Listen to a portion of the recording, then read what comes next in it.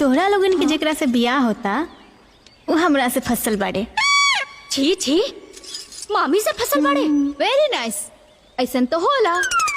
खाली फसले ना हमनी के। हाँ ता मामी के साथ वो सब कुछ। छी छी छी छी छी छी छी छी छी। ब्याह से पहले तो ये सब आम बात बा। हाँ, तू ना बहुत बेशरम बाड़ू। हम गंवार घटिया लोग से बात ना करेनी।